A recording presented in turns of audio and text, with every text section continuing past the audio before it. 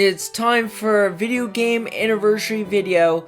I know I haven't done a video game video in months since the PlayStation 1, but today we have a system and one of the video games on the same day. At the time of uploading, I have one of them already up, but here's a Nintendo system that turned 20 years old this year, the Nintendo DS. Ah yes, finally time for the DS to get its own video. A while back I did a video on the 3DS when it turned 10 3 years ago, and with Nintendo DS turning 20, it's quite insane that it came out back then. So let's get into the 20th anniversary of the Nintendo DS. After releasing the Game Boy Advance, Nintendo decided to make a handheld system and has a new one, and not keep the same Game Boy style. Think about it. Game Boy has made the original, Color, and Advance, and Advance SP was already out in 2004. The DS was in development around mid-2002 and made its first appearance at E3 2004. And on November 21st of the same year, the Nintendo DS launched. So now let's get to the system. The DS is an initial for developer's system, or a better one, dual screen. It has two LCD screens working in tandem, in which the bottom one is a touchscreen which allows to use your hand or its own mechanic, a stylus pen. The DS also has a built-in microphone which works for some games.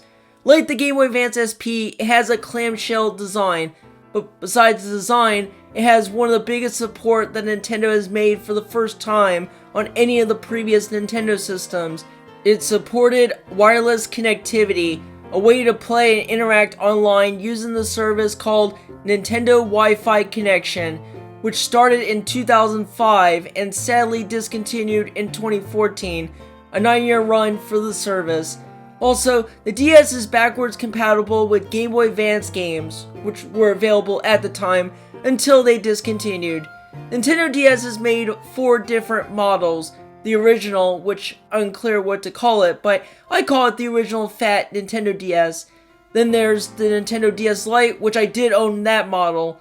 It was more slimmer and lighter redesign, but has brighter screens and the battery lasted longer. Then came 2 different types of models, the Nintendo DSi and the DSi XL. The DSi was a redesign, but it had several hardware improvements and new features like adding the applications that weren't in the previous models.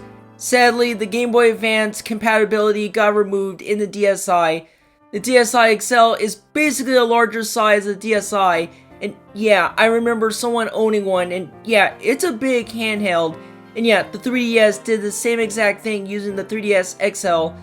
And after 10 years, the Nintendo DS has finally ended.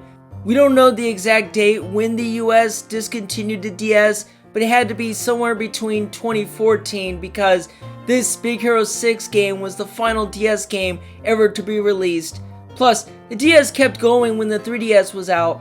Plus, Pokemon Black 2 and White 2 were the last published Nintendo games on the DS.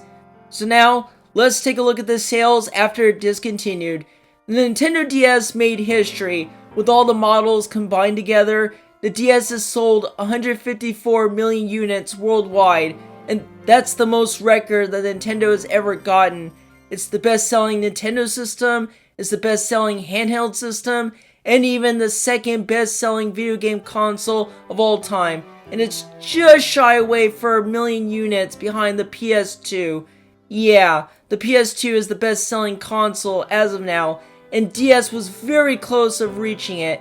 And speaking of close sales, how far is the Nintendo Switch? Well, as of now, the Nintendo Switch has sold 146 million units, about 8 million away for the DS. Still quite impressive overall. Now let's get to my memories about the DS. I didn't get a DS right away since it was expensive when it came out. During Christmas of 2006, I got the DS and I did own the DS Lite. And these were the 4 games I started. Yeah, okay lineup, but could have been better.